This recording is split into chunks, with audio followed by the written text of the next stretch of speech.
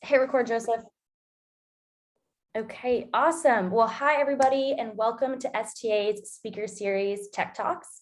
We're pleased to have Reig of Revel for our October talk. My name is Amanda Schifino, and I'm on the corporate relations team here at STA. After the first half of the discussion about Frank's career and advice to MBAs, I will hand it off to my counterpart, Joseph Morvan, as we will open it up to the audience to ask questions. So to kick it off, I'll give you a little bit of background. Frank is the co-founder and CEO of Revel, a mobility company that's electrifying cities through charging infrastructure and shared electric vehicle fleets. Through the Revel app, users can rent electric mopeds, hail an electric car ride, find fast charging super hubs compatible with any brand of electric vehicles, or sign up for monthly e-bike subscriptions. Founded in 2018, Revel now operates in 4 New York City boroughs, Washington, D.C., Miami, and San Francisco. Prior to Revel, Frank held senior roles in the energy and corporate sustainability sectors. He received an MPA in environmental science and policy from Columbia University and holds a culinary arts degree from the Culinary Institute of America. So Frank, welcome to Stern. We're so happy to have you. Yeah, thank you, Amanda. I appreciate it. So first question here. Obviously, from your bio, you've done a lot, from the culinary arts to energy and corporate sustainability. Can you tell us a little bit about how you started your career and the choices you made that really prepared you to start a company like Revel? Yeah, so I mean, you can answer that in a lot of different ways. I will just say I'm the type of person who, even as a kid, I was always thinking about I wanted to start my own business. My dad was a small business owner, and that was always just in my head. But it was always, I think, like a lot of folks maybe struggle with, what is that business and what are you going to invest all your time and energy into? And everyone's kind of like waiting for that idea to pop up. I would say in general, in terms of like my career path, I've also always just done what I love at the moment. And I think a lot of entrepreneurs kind of have a zigzag pathway to wherever they're getting to because they're that type of person, maybe a little more spontaneous and take risks. So I mean, for instance, coming out of undergraduate, I had a degree in environmental science from Rutgers, and everyone was saying, I was thinking, what do I do with my life? What am I going to do? I'm just 21 years old. And everyone said, well, do what you love. I said, okay, well, I love cooking, I love eating. So I'm going to get a culinary arts degree. I'm going to do that. I'd worked in restaurants part-time in college and high school, and that's what I wanted to do. So I ended up doing that for about 4 years, worked in high-end restaurants in New York City, places like Gramercy Tavern and the Daniel Boulud restaurant group. And then I thought to myself, I want to work in government. There's just something about it. I like public policy, politics, government. I want to go do that. Ended up getting a master's in public policy at Columbia, ended up transitioning to government after that degree. I was at the World Trade Center Redevelopment Office for a while, really a front row seat to what I would call maybe the craziest real estate project in the world, which was a good experience for anything I'm doing moving forward. And then from there, I had an inbound from a recruiter to do investment research for hedge funds within energy. And don't ask me why. I ended up taking the interview, and long story short, I ended up staying there about 3.5 years doing energy research for hedge funds. And then I had the idea for Revel in January 2018, and I'm building and scaling this company ever since for the last 4 years.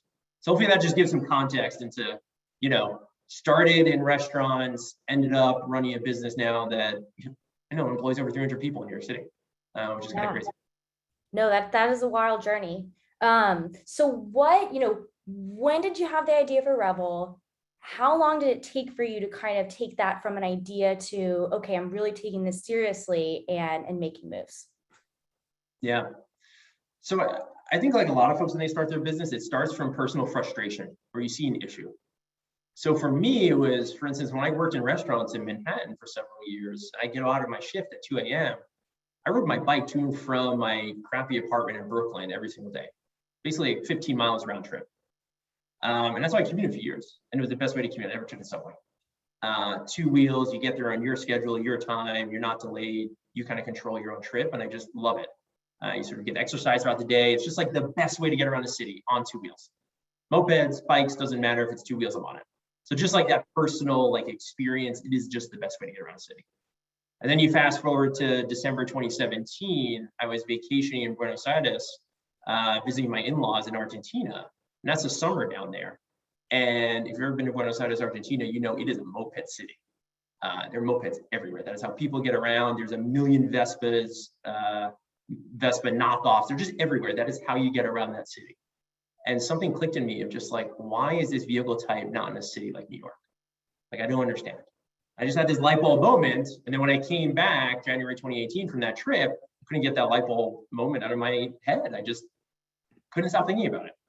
And I think you talk to a lot of people that start a business, they have that moment, and then they just throw themselves into it, research, understanding what's going on in Europe with shared electric mopeds, and why isn't it happening here? I could do it. Why don't I do it? And before you know it, you start moving down that path. I could talk more about kind of the founding of Revel and like how do you go from idea in January to actually like hardware in the streets in July, but I'll pause there for a second. Yeah, I think that makes a lot of sense. And my next question really was that, right? Like, I think specifically, I'd like to know more about, how did you build the right team for such a regulation heavy and technology heavy company? But I think that really goes into that, right? Like how you actually got there. So that would be great if you could keep going. Yeah, I think for anyone on this call, you're at NYU getting your MBA, and maybe you've never raised money before. I can tell you, I had never raised money before doing this. And now we've raised, tens of millions of dollars across multiple rounds and are entering another round right now. So you don't need experience in raising money to raise money. And I can tell you, we made a lot of mistakes along the way. So, you have this idea in January 2018, you're running with it. The first thing I did was, who am I going to do this with? I need a co-founder. Mm-hmm. So there was a natural person, which is Paul Suey, who's still my co-founder right now. He's leading our ride hail and infrastructure business. We had worked together at my prior company for 2 years. So we were not just good friends, we also knew we worked well together. So we went into this thinking like, all right, we understand each other's work culture and we just get it. So then once I had my co-founder locked down, and I'd recommend definitely getting a co-founder for any venture because it is a long road and there's a lot of ups and downs, and there's only so many times you can talk to your significant other about it. You need that co-founder. I recommend it highly. From there, we thought, okay, now we got to raise money. We put together a really crappy investor deck by like March of 2018. Started to really think through the business. How do we get software, hardware? How do we do this? What do we need? How do we get a space to actually charge mopeds in? How do we reach out to the city? What's the regulatory environment? A million different questions, just like any other business. And you just got to like work through them all. You're not going to have all the answers at day one. You just got to like keep knocking down the wall every single day, learn more and do more, and just keep executing. And then you fast forward to July 2018, went from idea in January to 68 electric mopeds in the streets of Brooklyn 6 months later, right? And we did a press conference with a local city council member, and it was awesome. And along the way, we raised about $1 million from 57 different investors. So a lot of those were $2,000 and $5,000 checks from people I grew up with, aunts and uncles, to eventually you start getting introduced to random investment bankers or a lawyer who has some money and they put in 20K and 20K. Like this was completely bootstrapped. My co-founder and I also put in 40K each in the beginning just to show commitment to everybody of our own money, of just like, hey, we're putting up some money first, going into an account, and let's go raise money. So that was kind of like the January to July, path, and it was rocky. I would say in terms of developing a team and building a team, I'm still learning how to do that well. Like you're not born being a great interviewer, or you're going to make mistakes along the way and hire the wrong person. And how do you kind of deal with that? How do you cut the cord early and realize if you keep someone that's not right for the company, not right for the culture, they're going to do a lot more damage than if you just cut the cord, right? I would say we got really lucky with our first, I'll call it salaried hire. She's still with us today. She leads all of our government policy, communications. Haley Rubinson was a crucial hire when I think back to 2018, 2019. Came in and helped us develop our entire regulatory strategy to actually get into markets, work with governments, work with cities, get permits. That was our first hire, and we knocked it out of the park with that first one. Not all of them we knocked it out of the park though, and I think that's something that every entrepreneur struggles with. I could obviously talk about that more, but just some thoughts there. Yeah. So how do you think about developing, now that you're employing so many people, it's no longer just 5 of you in a room together. How do you think about culture and kind of cultivating a culture that you think is conducive to having a successful business?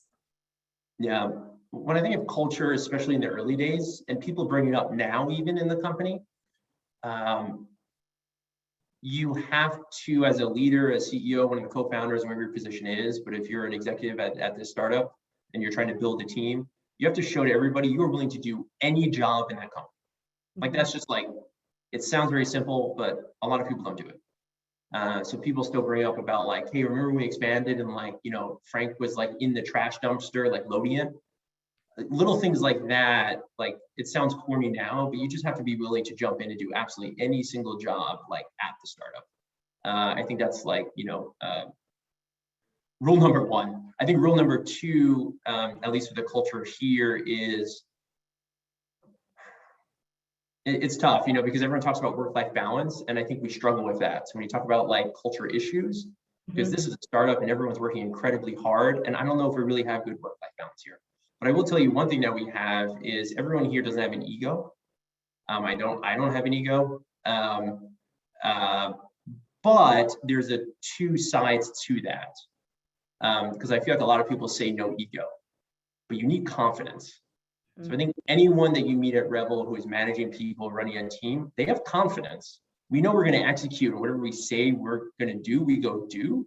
But you don't have an ego about it. So I think that's something that people need to understand as well when you're starting a startup. Like nobody wants an ego, but you better have confidence because it's the only thing you got. Because you're probably not well funded, you're probably making a bunch of mistakes, and you're probably dealing with a lot of ups and downs, right? So you better at least have confidence in what you're doing, and you got to hire people that bring that confidence too. So how did you come up with the name Revel, and how did you pick the color blue? Oh my God. I think our first name, when my co-founder Paul and I were going back and forth with each other, I think we said, why don't we call it Vamoto? I don't know. We had like other terrible names like that were just a disaster for this company. And then one day my co-founder Paul texted me, he was like on an above ground subway, it was like the J or something. And he's like, I got it. I'm on the subway. And I was just Googling synonyms for feeling great, or what do you say? Feeling good? Because what do you feel when you ride a moped, right? Like you can't help but smile. Like an awesome. And Revel was one of the synonyms. And he just texted me, it's Revel. And then I was like, you're right. It is. Like that's the name. So it just happened totally spontaneously, literally like Googling synonyms of how you feel while you use the product. But I can tell you that took like 3 months to get to that point. We had like a lot of crappy names leading up to that. Okay. And what about the color blue? Color blue was, and you guys will experience too, whoever is like going out there, either doing a startup now or you're thinking about it, like you're going to bootstrap. So like, for instance, we used one, I don't know, it was like Upwork or something. One of these platforms, you just like get a marketing person to like help us with like design. Like, what is our logo? I have no idea. How do you do that? I don't know, but like, you just figure it out. And I remember through a friend of a friend, we ended up getting like a consultant to help us with the logo, the colors. And basically, he just talked to us a couple of times. How do you feel about the brand? What do you want to represent? What kind of company you're trying to build? And then he put together some sort of mock-ups, and the blue just spoke to us. Yellow to me just screamed taxi, green screamed cheesy and like, environmental, but like, you don't need to like throw that in people's face. So I don't know, we just ended up on like blue. And then we tied, once we decided it's blue, then it was like, okay, let's find the right tone of blue. But that was the process. Recognizable. Yeah. Awesome. Okay, next question here. So sorry, those just kind of like popped into my head and I like had to know right away. Yeah, no, go for it. So 2021 has been a big year for you all. And it seems like, after doing some research and some interviews you've given and some other articles, it looks like you guys are looking to do, be more than just an impressive fleet of scooters, e-bikes, rideshare. So how do you imagine your electric vehicle charging stations expanding, and what else is in store for Revel in the next couple of years? Yeah, so that's a big loaded question. There's a lot in there. Okay. I think maybe first I'll describe how we run our current business, right? From day one, Revel never used a gig economy. So even today, our drivers on rideshare, they're employees, they're W-2. All of our battery swappers, mechanics, people that answer the phone for customer support, they are all employees of Revel. So that's just like an ethos I have. Like I think the gig economy is just not right for us. So that is a baseline. The other piece of that is anytime you're doing mobility services in any way, shape, or form, whether it's cars, scooters, mopeds, bikes, I believe the really true competitive moat, and really the only one outside of maybe regulatory permits, is infrastructure, right? That is how you beat back competitors. That's how you build a competitive moat in the city. That's how you really get your tentacles into a city in a way where you can really grow a business. Just look at City Bike. Why are they so hugely successful in New York City? Because they own the infrastructure piece of mobility, right? They have all those racks across the city. That is huge. So when I think about our business, it starts with infrastructure. So even on mopeds, if you came to one of our warehouses throughout the city, we have 4,000 mopeds in New York, just to give you context here. It's a lot of vehicles around the city. So it requires multiple warehouses. Over the last 4 years, we have iterated on and developed the infrastructure in order to charge all those batteries efficiently, swap them all out. What is the system and operation to do all of that? It is a big operation, and we made a lot of mistakes along the way. And now it's to the point where it's like it is awesome to go into one of our warehouses and see in action, right? And that is a competitive moat. Anyone else that wants to rent mopeds, there's no playbook here. There's no book. You need to like build the technology for it. You need to build the infrastructure. There's a lot there. So now when I think about electric mobility in general in a city like New York, let's just take a step back for a second, right? You got 2+ million vehicles in a city like New York, right? Anyone who's been following mobility news and anything related to mobility knows that every single auto OEM over the last year, they're all trying to jump over each other. Who's going to make the strongest statement around how quickly they're never going to sell a gas vehicle? So clearly electrification is happening, right? Every single OEM is only going to produce electric vehicles by 2025, 2030. Okay. And then you look at New York City with 2 million current vehicles and not one public infrastructure site to charge anything at. How the hell is this going to happen? All these vehicles are going to go electric in the next 15 years, and where the hell are they going to charge? And the grid in a city like New York is already maxed out. We're at the point of blackouts all the time in the summer. So as an entrepreneur, I think this is a lesson for everyone here. Did I have a strategy around fleet electrification and infrastructure, and we're going to own rideshare in cities like New York into the future and really drive electrification forward in a city like New York? No, I was just trying to launch mopeds and get mopeds up and running, and like that was the initial idea. But I think like any entrepreneur, once you get into a space and you think about it and breathe it and live it 24/7, your eyes start to open to the opportunities and the strategies you need to employ to really take a big step forward. So that's a learning I've had in a big way of just like, once you're in a market, once you're in a space, once you're living and breathing it, don't stress so much about like, oh, is this a big enough market to go after? Is my idea big enough? Just do something. For us, it was mopeds. And then you start to realize where the opportunity is once you're living and breathing it, and you go after it, which is what we're doing. So anyway, I just tried to give some context there in terms of just like, we saw an opportunity. No one else is doing this. You have Ubers and Lyfts of the world talking about, we're going to be fully electric by 2030. How? There's no infrastructure. What are you talking about? You need to go build it. You need to roll up your sleeves and actually do something. And that's exactly what we're doing. So we built the largest fast charging station in North America, went live in Bed-Stuy, Brooklyn in June, and we've got a pipeline of projects behind that we haven't announced yet.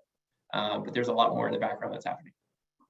Okay, awesome. So it's all about the infrastructure. Mm-hmm.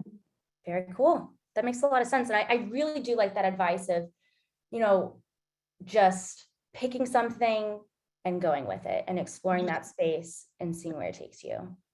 Because then by living and breathing that space, you're just naturally going to see where you need to go. It's why so many startups change course a bit, and what they started doing 2 years later, it's generally within that space, but now it's maybe bigger, or the ideas develop more, because once you're living and breathing it, you see where the opportunity is. But that opportunity you're never going to see just like sitting on the sofa. You need to like go start and go do something. Yeah, and I think a lot of people, you know, a lot of people in their MBA would love to start a company, but there's kind of that fear factor of, do I have the perfect idea? Is this exact idea the right one? Well, maybe not, probably not, but get into the space, learn all you can, and go from there. I would tell people too, I mean, I was almost going to get my MBA before I started Revel. I'd been accepted to a few programs and I was thinking about really going.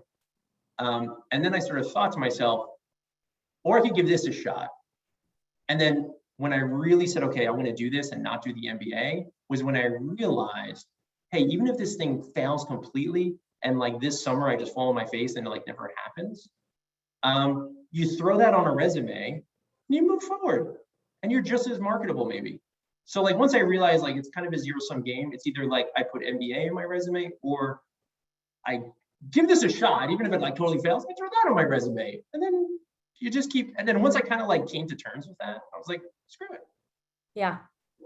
I might even say that the founder badge is just as marketable.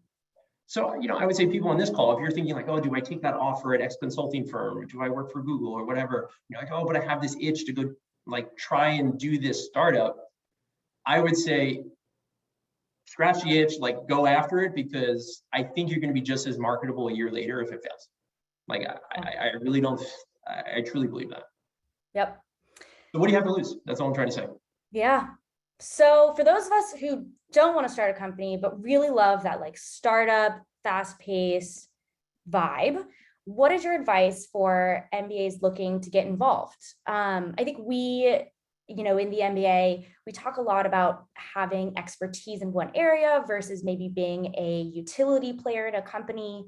I think you might have touched on this a little bit, but what kind of things are you personally looking for as you hire, or just startups in general, and what you're seeing? Yeah. I already mentioned about the no ego thing, but it has to be paired with confidence. So that's a tough line to thread, but you see it in an interview and you know. I think in general, I've realized hiring is kind of a crapshoot. It is. It just is. No matter who people say, I'm a great interviewer, I can pick talent. Yes. It's kind of a crapshoot no matter who you are. Some are slightly better than others. Yes, I'll give you that. But at the end of the day, the most important thing, honestly, about hiring is what I mentioned earlier. Cut the cord when it's not working. Mm-hmm. So that's something I've learned a lot more over the last few years. I would say just some advice to folks that like see a startup out there that they're thinking about, oh, how do I like get into that startup? This is really cool. I'd love to like get coffee with somebody. Let me just say this, startups, until they're like a public company, there's a fire under the hood basically at all times. Like there just is, even the ones that are like raising crap tons, like there's a fire.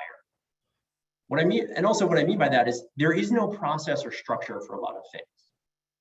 So you know what? Just go into LinkedIn, send a thoughtful message to the CEO, send a thoughtful message to the head of whatever department you're trying to get into, but something that's like, the message counts, like it matters, and I keep it short but to the point, and like maybe a personal connection about why you want to work at X place. And like they will answer. Sometimes they won't, and that's okay too.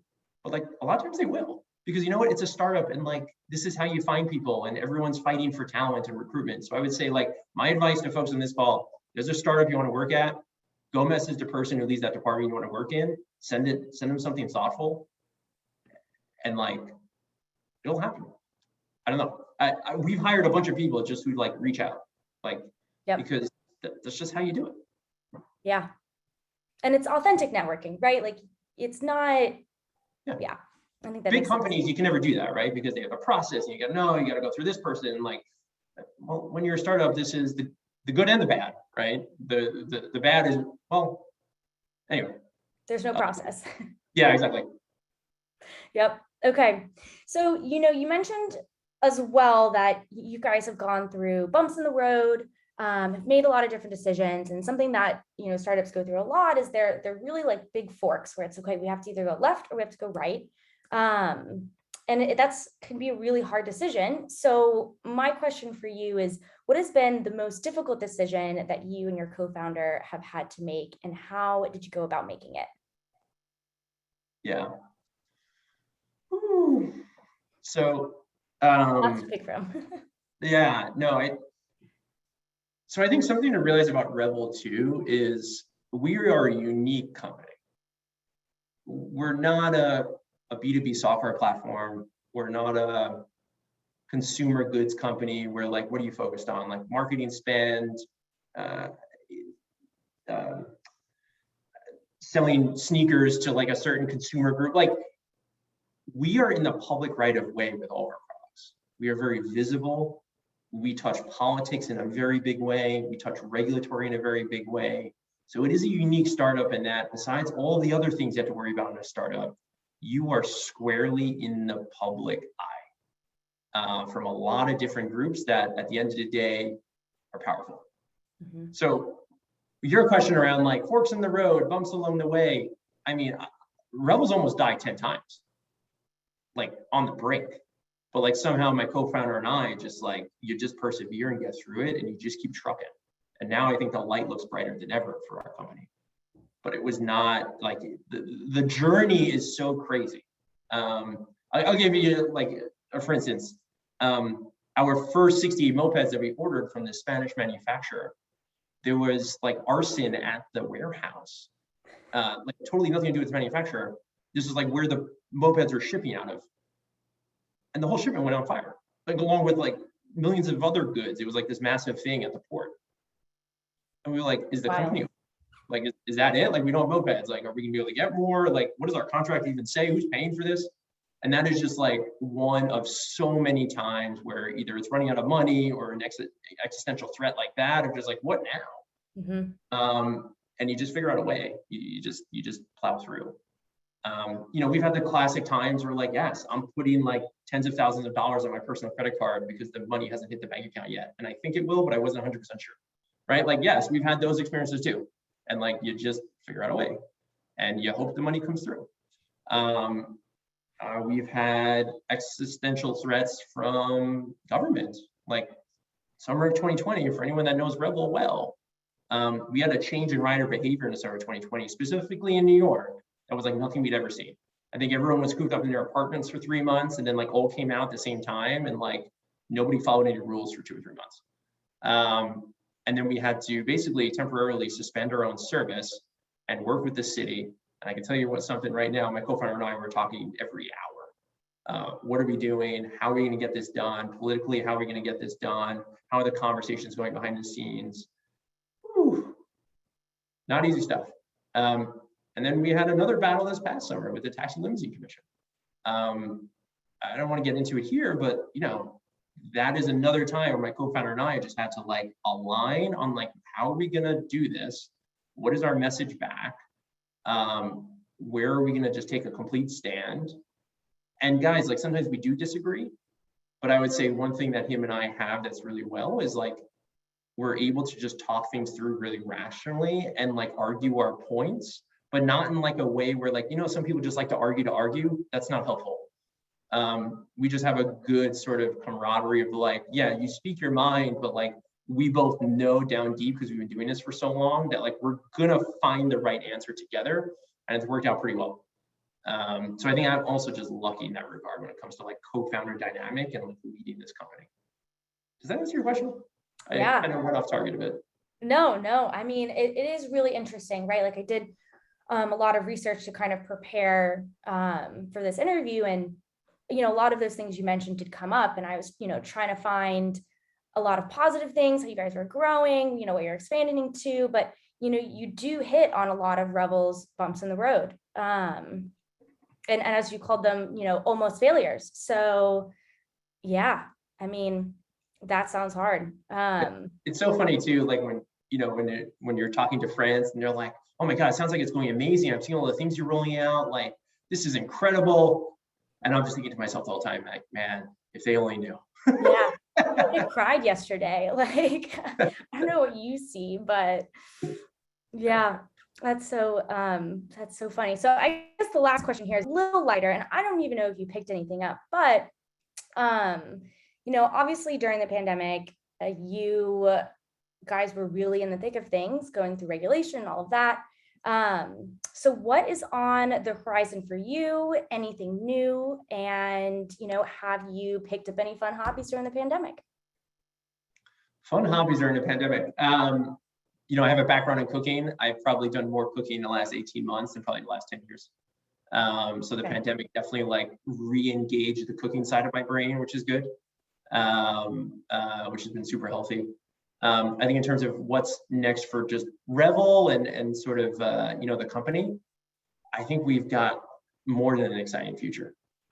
What we're doing now, growing the moped side of the business, continuing to invest in e-bikes, and really what we call internally spin this flywheel of infrastructure for four-wheel vehicles and rideshare. It's essentially like you're bringing captured in-house demand for the charters in the form of your own mobility business, and you're just scaling both together. That is going to be a big piece of 2022. I'll just leave it at that. Awesome. Well, that concludes our first half. For everybody online, please submit your questions. I'm going to hand it off to Joseph. Frank, it was so nice chatting with you. Thank you so much. Yeah, cheers. Thanks, Amanda. Hi, Frank. Again, great to have you. Great to have you here, and great to hear your perspective on some of those questions. So we have had a few Q&A questions come in, and for the audience, please submit any questions that you have through the Zoom Q&A function, or feel free to just ping me or Amanda on Teams directly. That's fine. And so the first question, I'm going to kind of bunch two together. So Karat is wondering, can we talk about these Tesla Revel branded cars I keep seeing everywhere and what's going on there? And Brendan is also wondering how you're prioritizing between mopeds, Teslas, and infrastructure, and how that ties into your overall strategy and how you think about funding for each of those different parts of the venture. Yeah, so taking that first question, can we talk more about Tesla branded cars and what's going on there? I think to like really answer that in a way that makes sense, you just need to understand a little bit of the market right now when you think about electrification when it comes to mobility and cities. You have charging companies. For those that know the industry, it's like EVgo, ChargePoint, Blink, Electrify America. They own and operate chargers, right? Then you have like mobility operators, fleet operators in the middle. A lot of them operate in New York, for instance. They lease out vehicles to Uber and Lyft, gig economy drivers, and they have no other part of the business. They just own the asset, lease it out, and they're like the fleet operators in the middle. And then you have the software folks, like the Ubers and Lyfts, that are just tech, matching supply and demand, completely asset light, want nothing to do with anything else, right? So you have these like three pieces of the spectrum here. But then you have this macro tailwind called electrification, right? Electrification is coming, but you have a problem. Charging companies, the reason why there's no infrastructure in a city like New York is to pay real estate costs in a city like New York, to pay the really high utility costs to run fast charging in a city like New York. It doesn't make economical sense unless that charger is being used 25, 30% of the day, right? So you have a chicken or the egg problem. You need demand for the chargers. There's no chargers because there's no demand. So you got a problem here. So you got charging companies not building anything. You got fleet operators. They just have a bunch of assets. They want nothing to do with anything else. And you got Uber and Lyft. That's a tech stack, and they want to be asset light and not do anything. So there is a clear opportunity here that Revel is very much going after. And it's called vertically integrating this entire thing. We're doing the charging. We're bringing our capture in-house demand of our fleet of Teslas to those chargers. So it allows us to go get debt financing and build out infrastructure throughout the city. And because we're moving first, we get all the best infrastructure and the best sites on the grid with the best parking lots, right? So, and then the only way you actually have a high margin business and a value business is you own the tech and you own the brand. If you get squeezed of that, you got nothing. So that's what we're doing. With a complete focus on big international global cities. So when you ask about, tell me more about Tesla branded cars, it is part of a much bigger strategy. So if I just talked about the cars, it wouldn't really make sense, which is why I kind of tried to give you a snapshot of the whole thing. Mm-hmm. It sounds like a sensible strategy. And are you going to eventually like sell or not sell, but rent out the infrastructure while also using it yourself to kind of maximize the value of the assets? Is that the strategy there? So all the infrastructure we're building is publicly available. We're thinking about third-party contracts, but we don't really need it because again, we're bringing our own fleet to that space. But everything will be publicly available. And the reason why we do that too is also part of the strategy of if you don't make it publicly available, you don't get the buy-in from the political world and the utility world, right? Because if it's all behind fences and private, then like you don't get the civic good. So why are they going to give you their backing and pull some strings for you and help you? Whereas if it's publicly available and you're building the infrastructure that every city wants and needs, well, that's a different story now. So it'll definitely all be publicly available. It's part of the broader strategy. Yeah, I think that's fantastic. It also helps, the general public towards electrification and to be able to actually help the planet. And that kind of leads us to another question which came in, which was at the beginning you were speaking about your approach to regulation and how you want to work with cities to bring this infrastructure in in an amicable way. And that seems like a very different approach to what a company like Uber took to expanding its global operations, where it essentially just set up wherever it pleased and then apologized to regulators later and tried to like patch things up with band-aids. So do you think that your approach is the better one, to work together with the cities first? As much as this past summer hurt, I would say the strategy around always being a good partner to the city, to the regulatory bodies that you're dealing with, it is always going to be the better strategy. So even when you run into headwinds like we did, which I'm not going to get into on this call, but let's just say there's a lot of political things, and political things aren't always rational. It is always best to have deep engagement, to bring regulators in the city along for the ride and not try and shove anything down anyone's throat. So I would say, like, even now, like, that is absolutely our strategy, and everywhere we go. I would say, especially with the moped business, Revel never launched mopeds any place where we did not have full permission. I don't think any other micromobility companies can say that. No, I think it's the right approach. Especially, I was based in Europe before the MBA, and there's a lot of mopeds there. I'm not sure what the regulatory situation is over there, but especially the electrified bikes, the bird like scooter type things, just started to pile up like trash on the sidewalk, and then it becomes not useful for the public. So I think working together is definitely the right approach to bring the benefits to all sides. And switching gears a little. It was one of the things that always made me love mopeds so much too, is that because it's a motor vehicle, it stays and parks in the street. So are we perfect? No, nobody in any business is perfect. But I will say, I've really shied away completely from anything that is on the sidewalk. Because my whole thesis from the second I started this company with Paul is like, the second things are on the sidewalk, it's now sidewalk litter. And I think you get that, negative reaction from the city, from the community. So it was also one of the things that always attracted me to mopeds. It still does. It's just like, it stays in the street at least, which is where their cars are, which is just like, you get a better reaction from the community. Absolutely, yeah, totally agreed. And changing up the questions a little bit now, there's a question from Alex, and he's wondering what you think about the different types of battery technology, given that you're all kind of running an electric fleet, and what are some of the emerging trends or things that need to happen in the battery space going forwards that electrification is going to be a success? Yeah. So, I mean, listen, I don't have a PhD in chemical engineering and know all the latest batteries, coming out 10 years from now, and where solid state really is compared to what you read. And I feel like battery technology is like the ultimate fake news. I don't know if anyone else feels that way. Like, you don't actually know what to believe. But when you just like take a step back and think like, okay, someone like me without a PhD, without the technical chops, like, just look at the market for a second. Every single company, whether it's LG Chem, Panasonic, car companies, doesn't matter. They're all throwing billions of CapEx into lithium-ion battery manufacturing right now. So that tells me it's the technology for the next 10 years. Just like whether another technology makes sense or not, just when I step back as like a business perspective, like, okay, lithium-ion is here for 10 years because I see all the CapEx that's going into this. Like, there's no way in hell they're not going to get that return before they go invest in something else. So that's just like how I see it. One question I get a lot from investors is just like, what about battery swapping? You do moped battery swapping, why not for cars, for rideshare? The reason why we're not going in that direction is I don't want to take on technology risk. We've got enough to execute on.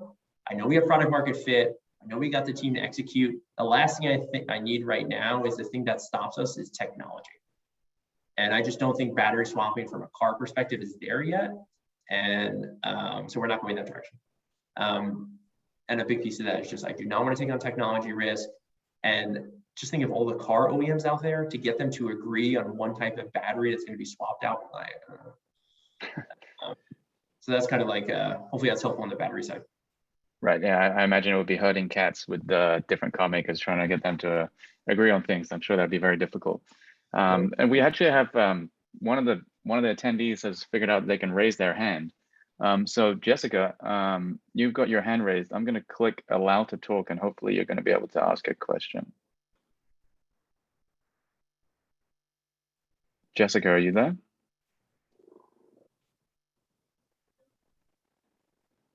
Give it 1 second. Sure. Otherwise, we'll go back to the other Q&A.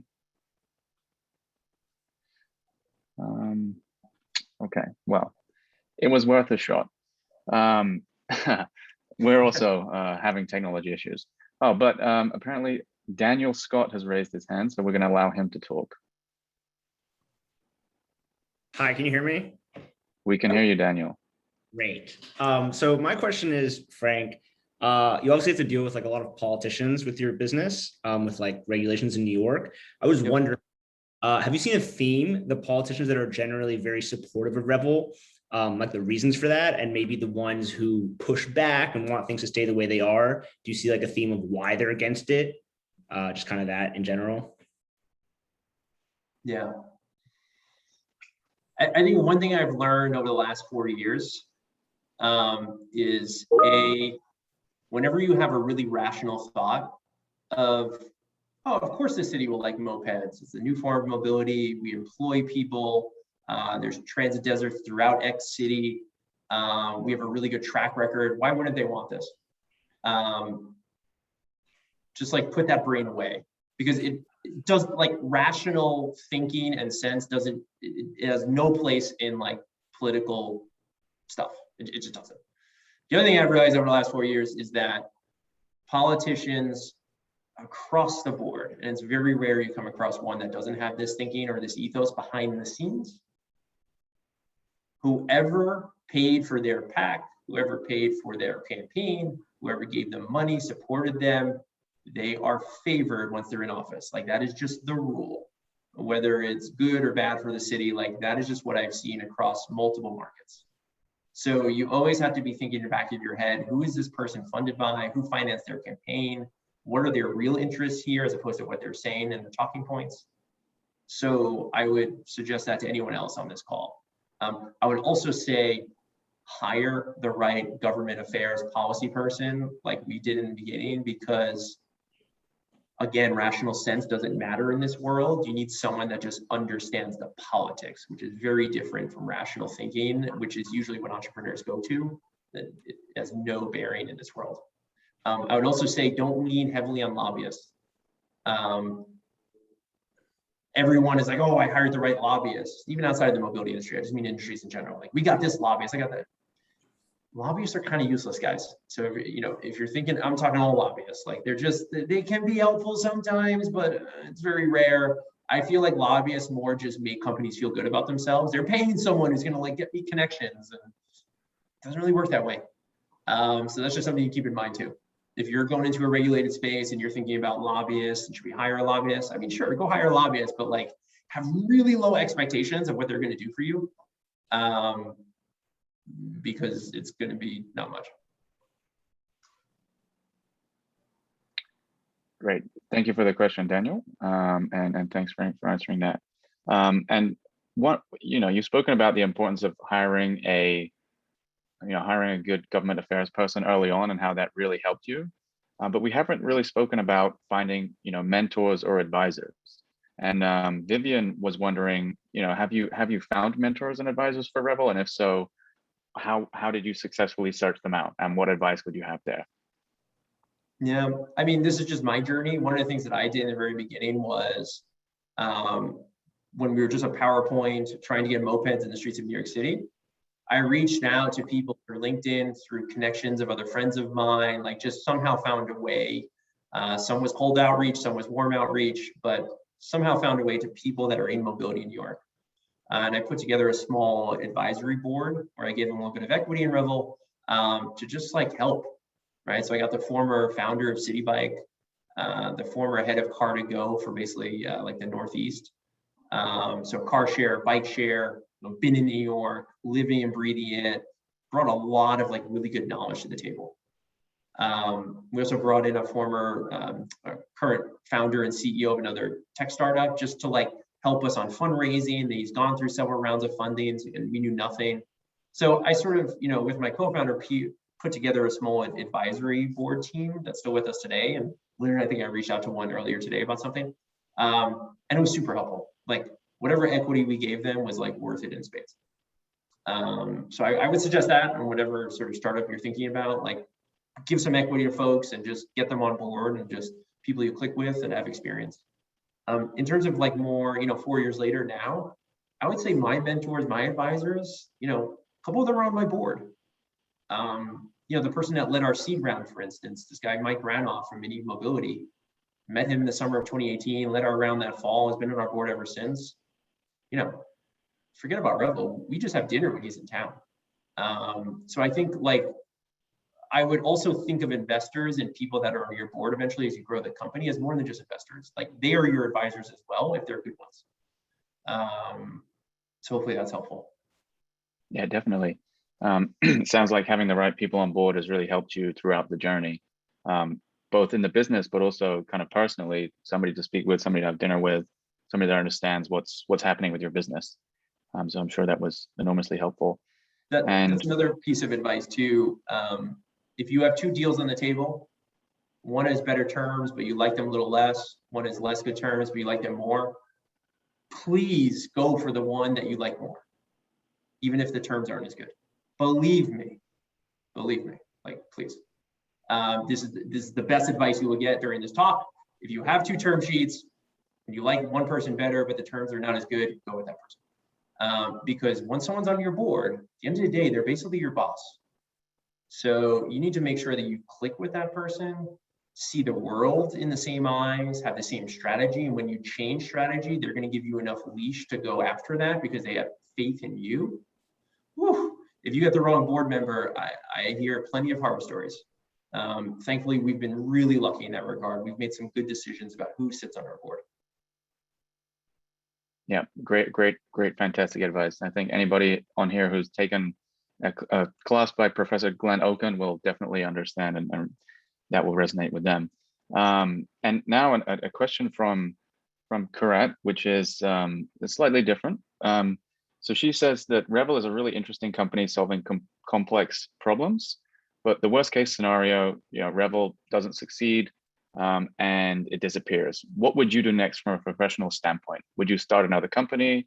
Would you go into VC? Would you go into corporate? Where would your next steps be? Yeah, I don't think I'm the investor type. I'm too like, if I invest in a company, I'd almost want to like get in it with them. Like that's just the kind of person I am. I think if whether Revel fails or not, but post Revel, immediately take 6 months off and not think about anything related to electric vehicles whatsoever and just go somewhere. That would probably be number one. And then two would be, what is my next idea? I think I would just go straight back into the next startup. Something I'm passionate about, whether it continues to be electric mobility or something else. I think I would just, I think the idea of working at corporate now, it's tough, guys. Once you get a taste of running your own company, I can tell you right now, I've been doing it for 4 years now. I think it's going to be hard to go back, good or bad. I'm just letting you know, sort of like what I've experienced. Excellent. You're too hands-on. You can't miss out on those opportunities. And I think the next question kind of flows on that, and we'll see how much time we have left afterwards. If we have time for another one. But what are some of the biggest mistakes you've made? I mean, you mentioned earlier that you've gone through quite a lot of errors, or you might do things differently. What are some of those big mistakes that you made, ones that you can share with us, obviously? And what should people try and avoid doing that you did if they're going to start a business, or if you were going to start another one? What would you do different? Yeah. One mistake we've made in the past, and this is probably after the Series A, back in the fall of 2019, that was kind of the height of two-wheeled mobility in terms of, Bird and Lime, everybody raising so much money and everything going on. And I got caught up in that hype a little bit, and I focused too much and put this company just focused too much on growth. So I think now I'm sitting here, I've learned a lot over the last 4 years running this company, and we've gone through the ups and downs. I know as we raise this next round of funding, I'm going to kind of shut my ears off a bit as best I can to what competitors are doing. Because what competitors are doing is likely the wrong strategy, honestly, because I've seen that in mobility 100 times. So I would say one thing I've learned is just run your own business with your vision, with your strategy, and try and just cut out the noise. Because I've made that mistake in the past. And that mistake personally was growth, growth, growth. When no, grow, but not at all costs. Interesting, because that kind of contradicts some of the general Silicon Valley advice that flows around at the moment of burn as much money as possible and acquire customers. Doesn't matter how much it costs, just do it. One difference though, we're not software. Software Right. is a component, we're technology enabled. So I think just make sure you understand your business too and what you really are. If you're pure B2B software and you're trying to win the market for a better spreadsheet X, great, yeah, go burn money, like go for it. Anything capital and that has CapEx, that is technology enabled, you got to think a little differently. Right. Yeah, that's great advice. And I guess this one final question before I'll hand it over to you for anything that you want to finish with. How are you going to prepare for any latecomers that come to the game, especially ones that come in, take your idea basically and just make everything cheaper, like happens in a lot of the kind of grocery delivery areas, or has happened in ride sharing? How are you prepared for that? Infrastructure. That is exactly why we're focused on it. That is why it's kind of the secret sauce for us right now and a lot of the focus at the company. Because there's only so much real estate in the city that you can run a fleet out of. I can tell you that right now.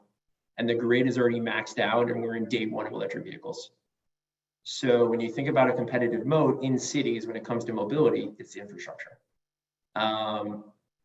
So it goes back to forget about what the other competitors are doing, like Uber and Lyft. They run their business, that's great.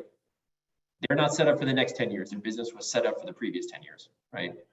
They're not set up for electrification. They're not set up to take a first mover advantage. They're not set up to actually build a competitive moat right now. They have a very different strategy. Mine is completely different.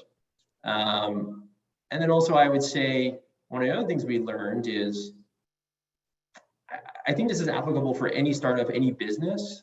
Not every market is right for you. So there's a lot of focus on New York right now, for instance, because this market works. The density is there, the total population is there, the demand for mobility services, the constrained grid.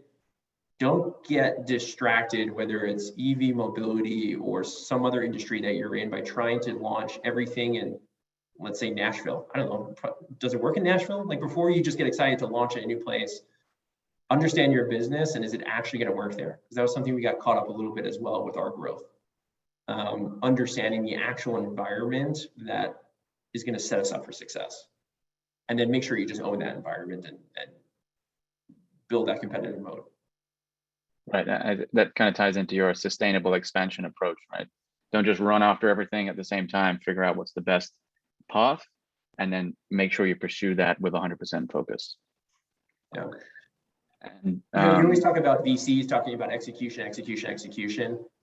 If you follow VC Twitter, just like all these people always pontificating about whatever, one thing they are right is like execution is king. It really is. So yes, sustained growth, but you're executing on a tight timeline. So I think there's a difference between just grow, and not be executing well as you grow, as opposed to like grow fast and on a timeline that I would not say is conservative, but you are executing and marching the team to like key KPIs and just, I don't know, I just feel like there's a difference there, and it's all about the execution piece.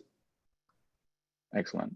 And we've got about 2 minutes left, so I want to give you a little bit of time. If you have any final words of advice for anybody on the call, or if there's any new Revel things coming up that you'd like to plug, it's all you for the next couple of minutes. Nothing comes to mind, honestly, guys. Thanks for taking the time and listening to this. And if you're looking for a job, reach out. Excellent.